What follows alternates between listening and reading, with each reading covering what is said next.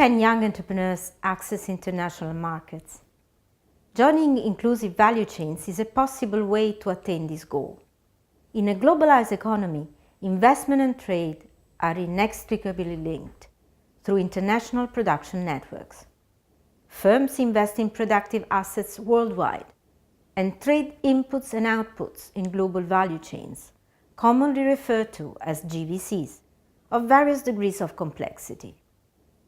The value chain describes the full range of activities that firms and workers do to bring a product, good or service from its conception to its end use and beyond. This includes activities such as design, production, marketing, distribution, and support to the final consumer. In 2010, global value chains shaped by transnational corporations accounted for some 80% of global trade. GVCs offer a tremendous opportunity for young entrepreneurs to access the international market by becoming national, regional, and eventually global suppliers. First-tier suppliers are usually those getting most benefits, but some advantages may trickle down also to second- and third-tier suppliers.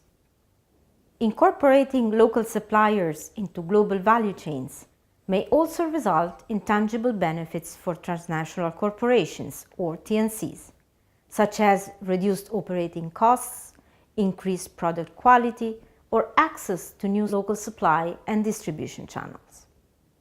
For example, in the case of Uganda, creating sustainable business linkages between domestic firms and subsidiaries of TNCs has been a vital channel for expanding economic opportunities, tapping into the full potential of local content creation. This process, however, is not easy nor automatic. In GVCs, power is unevenly distributed. Large buyers and lead firms are increasingly demanding in terms of time, quality, and technical standards, without necessarily offering higher price margins to enhance economic and social upgrading. Business linkages programs may play a key role in supporting the formalization and upgrading of small informal producers, as well the efforts of formal producers or exporters to meet the international standards required by large corporations operating in global value chains. The Suppliers Assessment Questionnaire that UNCTAD uses in its project is aimed at giving a preliminary overview of the supplier's performance. With respect to the delivery, we assess the following aspects: reliability, flexibility, timeliness, problem-solving, after-sales support. With respect to the product, we look at the following aspects: quality, price, packaging, conformance to standards, product development.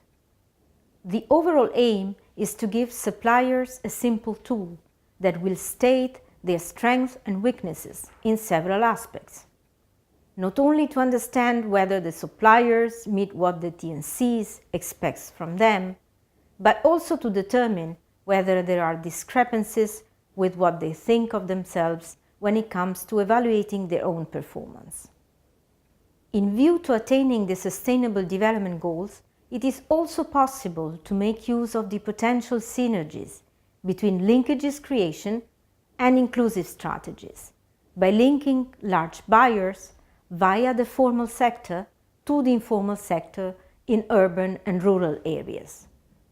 In Vietnam, for example, the joint UN MDG program Green Production and Trade to increase income and employment opportunities for the rural poor brought together a coalition of national and international partner institutions to increase trade opportunities and investment linkages for local raw material and handicraft and furniture producers.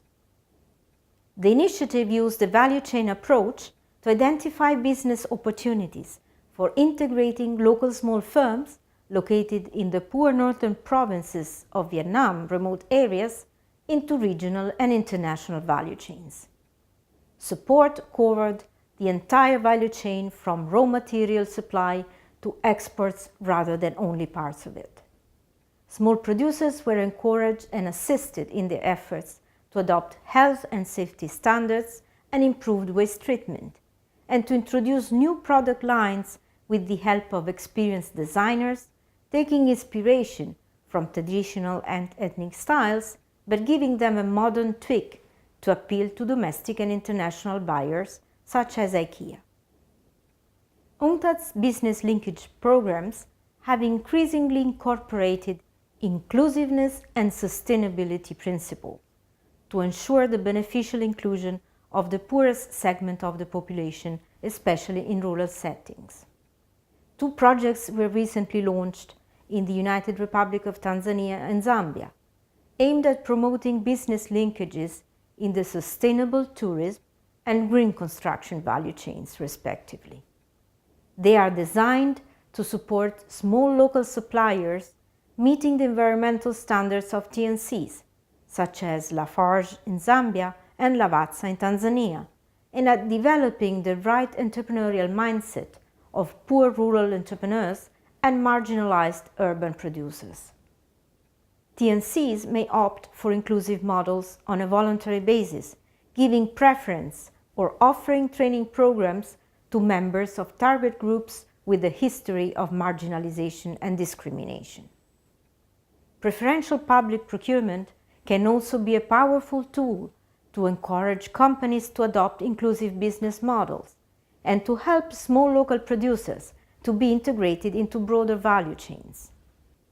The Indian public procurement policy for micro and small enterprises, for example, stipulates that every central government, ministry and public sector department shall procure minimum of 20% of their total annual value of goods or services from local SMEs. Public procurement may give also preference to companies that adopt fair labor conditions and companies that create benefits for the local communities. Industry Canada, for example, encourages procurement from Aboriginal-owned firms through a program aimed at promoting ethical sourcing and social purchasing. Inclusive value chains may adopt a multi-generational approach focusing on all community members and include youth-specific activities in segments of the value chain that are more youth-friendly, such as services to emerging industries, which offer better opportunities for startup entrepreneurs. To solve the youth unemployment problem, for example, the Kenyan government has recently instituted policies to procure goods and services from youth-owned businesses. This market is a sizable one. The Kenyan government spends an estimated 70% of its budget on these expenses, roughly $11 million every year. The government's preferential procurement policy has reserved 30% of these expenses to be paid to enterprises owned by youth, women and the disabled. Media messages, social networks, and inspiring role models are effective tools to promote inclusive value chain development activities. Youth organizations can identify young leaders and develop peer support networks, which can help community efforts to upgrade vocational and entrepreneurial skills as required by lead firms in the value chain.